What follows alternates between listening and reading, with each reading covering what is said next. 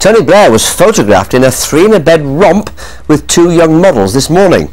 Or at least someone looking rather like the Prime Minister was seen taking part in a rather cheeky political protest at the Labour Party conference in Manchester.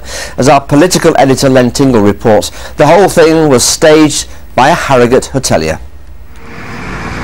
7:15 a.m. on a Monday morning on a central Manchester street seems an unusual place to set up a bed. But Harrogate hotel owner Peter Grazier has method in his madness. He's attracting press attention to proposals to introduce a 10% local tax on anyone staying in a hotel, guest house or bed and breakfast. We're trying to get the message over that this proposal for 10% bed tax is just patently ridiculous. We've invested £3 million in this hotel in Harrogate, and frankly 10% on our bill will be very painful to us and everyone else. But there was no sign of Tony Blair or Gordon Brown taking much notice from behind the curtains of the main conference hotel on the other side of the street. And what's more, none of the invited tabloid newspapers had turned up for Peter's political protest. Then it suddenly all changed.